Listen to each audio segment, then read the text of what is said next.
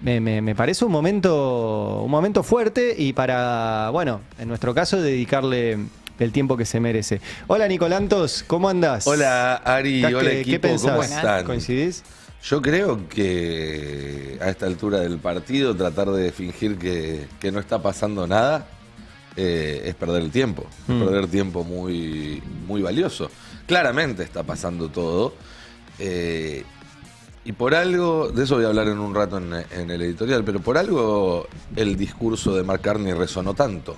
Fue fuerte, ¿viste? Yo mostramos varias partes y es loco porque dijo cosas que dicen líderes de países no alineados hace muchos años. Che, este sistema no funciona. Y lo hizo un tipo que fue beneficiario y un país muy beneficiario de ese sistema. Presidente del Banco Central de Inglaterra, presidente del Banco Central de Canadá. Y Canadá fue un país beneficiado de ser parte de ese entramado. Y ahora dice, che, esto se rompió. ¿Pero por qué es tan potente? Porque, de nuevo, no es novedoso, pero es potente. ¿Por qué es tan potente? Yo creo que esa potencia está marcada en dos cuestiones. Una es que viene acompañada de una autocrítica. Él no se hace el sorprendido. Es verdad. Él dice, nosotros aceptamos esto mientras nos servía y ya no nos sirve más. Y eso me parece que es muy potente. Más allá de que creo que es una autocrítica que podría profundizarse, le da otro peso a sus palabras, obviamente. Y el otro punto es que habla de un mundo que todo el mundo sabe reconocer. Uno escucha a otros líderes que hablan como hablaban. Uno escucha el discurso de Macron, que se enojó un poquitito después de que Trump lo basureó, y entonces dijo, bueno, hay que ver qué hacemos con China, hay que ver qué hacemos con los aranceles. Sí. Pero era un discurso que podría haberlo dado en septiembre del año pasado.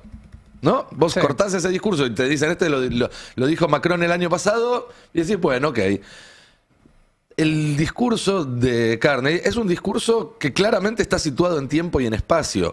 Y me parece que eso también, cuando hablamos muchas veces de por qué es más efectivo hoy la derecha para hablarle a la gente que los que proponen algo distinto, también es porque están más situados en tiempo y en espacio, porque describen una realidad más reconocible para aquellos que lo escuchan, y después proponen obviamente un falso diagnóstico y una solución atroz, pero reconocen esa situación traumática que está viviendo hoy todo el mundo, mientras que el resto de los discursos, el Macron, el de Van der Leyen, pero también en términos de política doméstica, los de los opositores, a los Trump, a los Milei, son discursos que parecieran seguir hablando de un mundo que ya no existe. Y me parece que hasta que no logren dar ese salto, ese cambio de pantalla que ayer dio el primer ministro canadiense, va a ser muy difícil poder construir algo efectivo.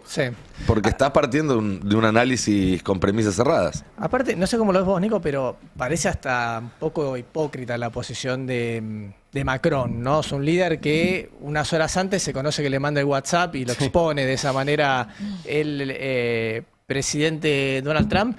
Y al final, ¿cuál es el verdadero Macron? El que le manda el WhatsApp y le dice, avanzá tranquilo por ahí, por Siria está todo bien, Venezuela te bancamos, pero no te metas con nuestros intereses en Europa.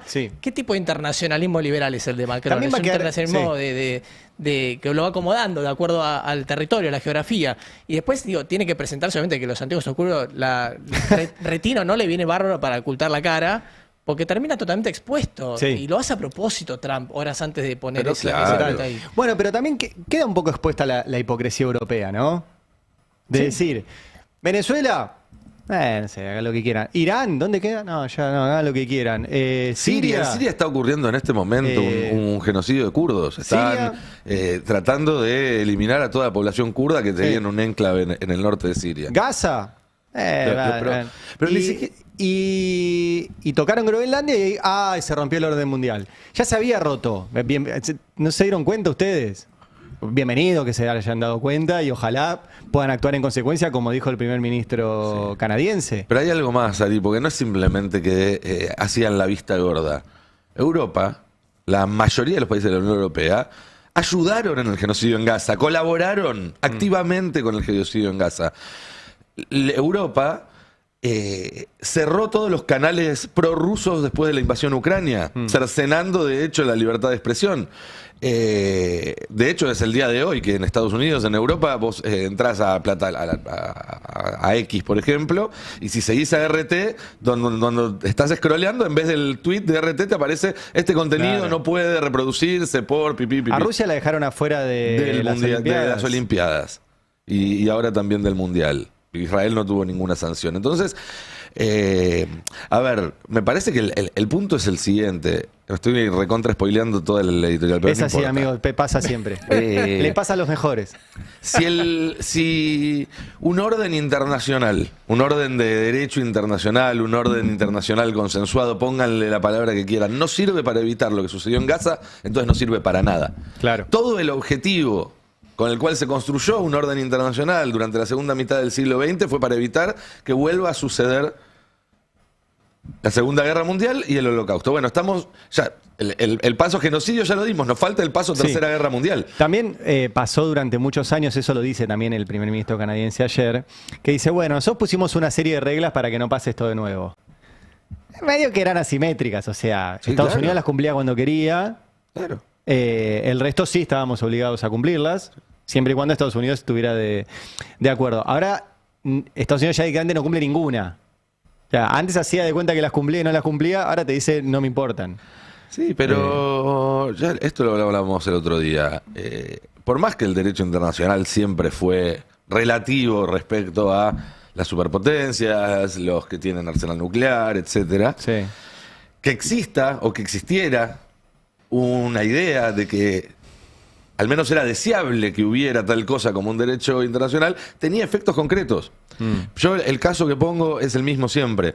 En las cárceles argentinas se tortura gente todos los días, viven en condiciones espantosas, no se cumplen los derechos humanos de los presos, todo eso es cierto.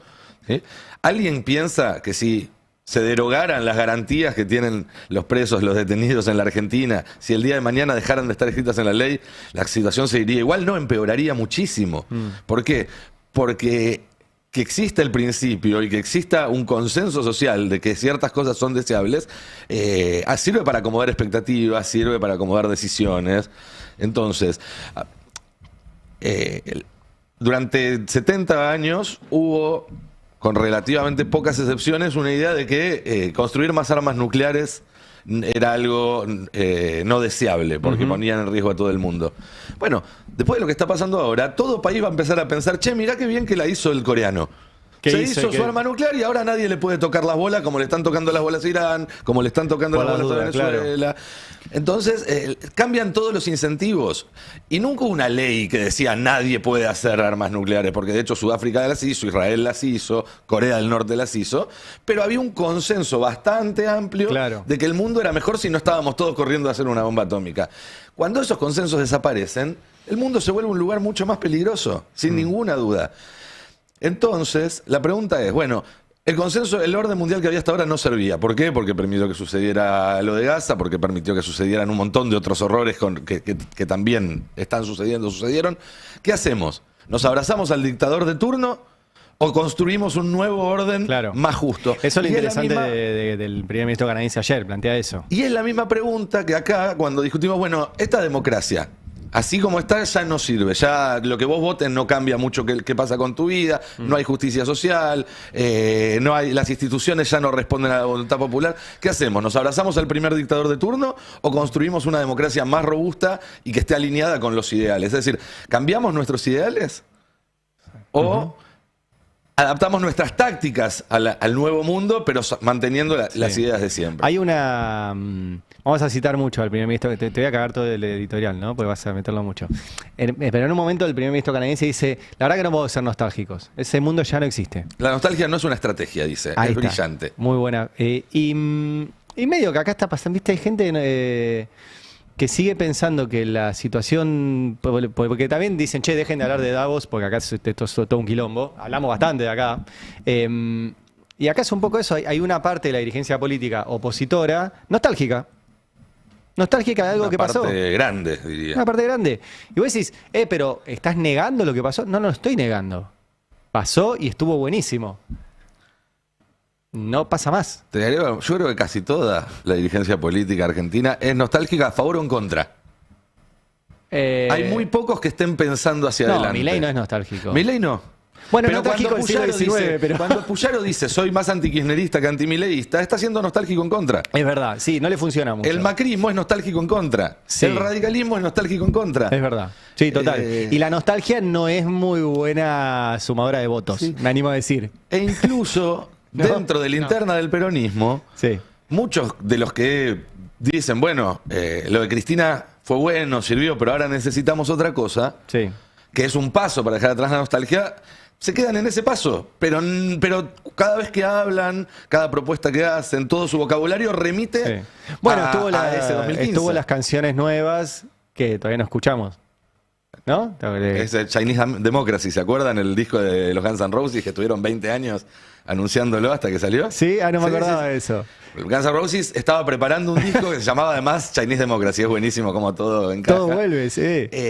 Cuando se separan, año 92, 93, estoy citando de memoria. Sí. Discúlpenme si se separaron en el 95, pero más o menos por ahí. Por ahí. Y 90. después, durante mucho tiempo, volvían, hacían una gira y demás, y se hablaba siempre de que estaban por terminar El el disco. viejo disco Las perdido. nuevas canciones. Terminó saliendo, creo que en el 2010, una cosa por ok. el estilo. Pero bueno, yo creo que está pasando un poco eso. ¿Qué ibas a decir? Sí. No, María?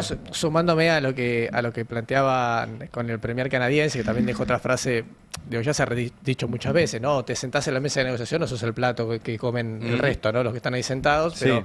lo planteaba en términos de dónde tienen que pararse los estados medios. Creo que el problema de dónde se paran ahí los estados medios tiene que ver también con una reconfiguración que se está dando en el mundo, donde los estados medios en un mundo multilateralista tenían mucho para hacer y decir, inclusive hasta poder tejer algunas posiciones, si se quiere, transversales, más allá de lo que es las regiones, en un mundo como el que parece que está configurándose ahora, que algunos los comparan con el viejo mundo westfaliano, ¿no? El mundo de los imperios, el mundo de los pesos pesados, del te impongo yo porque puedo hacerlo a través de la fuerza.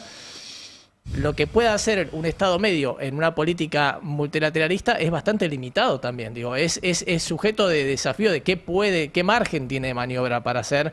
De hecho, lo mencionó, él habla de Canadá, pero digo, Estado medio es Argentina, Estado medio son un montón de potencias, si se quiere, locales, regionales, que cuando actúan en conjunto pueden tener algún tipo de poder. Pero también fíjate cómo la pandemia fue reconfigurando muchas de las cadenas de suministro para hacerlas mucho más susceptibles de ser localizadas en logísticas cercanas, que también son susceptibles de más presión por parte de los grandes estados. Sí. También Y- como preparándose en algún punto para este mundo que estamos viendo ahora. Sí. Che, Preparándose también para una guerra.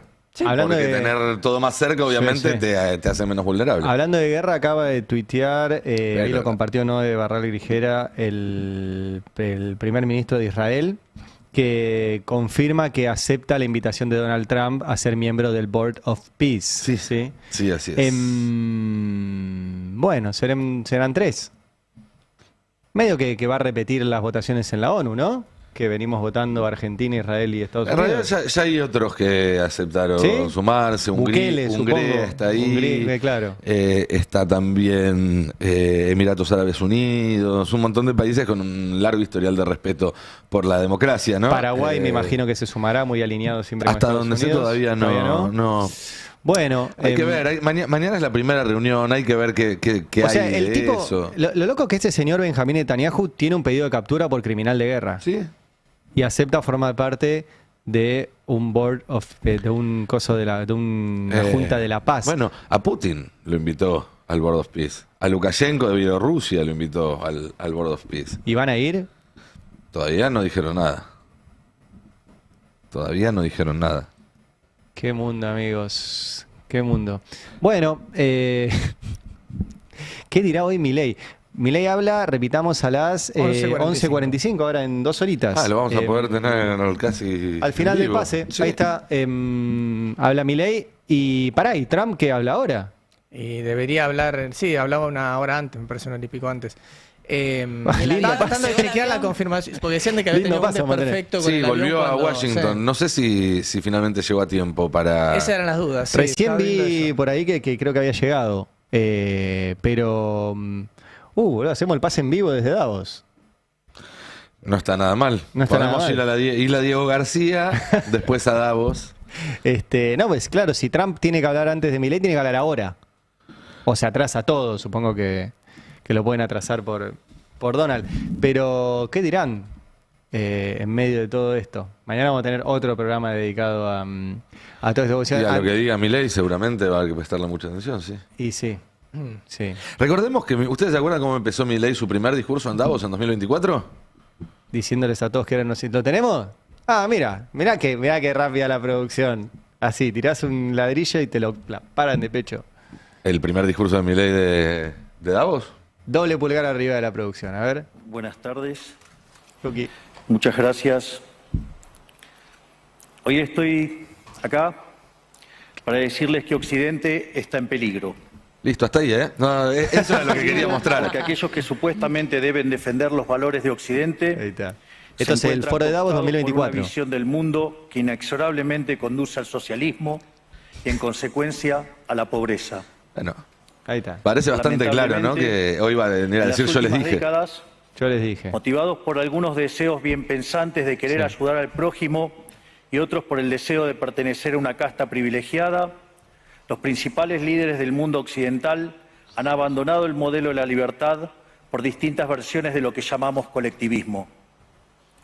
Nosotros estamos acá para decirles que los experimentos colectivistas nunca son la solución a los problemas que Esto, aquejan a los recordemos, ciudadanos del mundo, Es en sino el que por el contrario World Economic son su causa. Forum de Davos. Créanme, Son nadie los mejor ricos que del nosotros, mundo, argentinos, los para neoliberales, los banqueros, los financistas, las principales potencias. No es el foro de países no alineados. allá por el año Y este fue hace 2 años a decirle son todos unos nabos. ¿Qué dirá hoy? Recuerdo que el año pasado, en el discurso que dio, que fue la segunda parada de la gira, la primera había sido precisamente asistir a la asunción de Trump Claro. en Washington, y de ahí viajó directamente para Davos. Había arrancado el discurso, no recuerdo si las primeras palabras, como decís vos, Nico, pero sí durante el discurso hablando de Trump.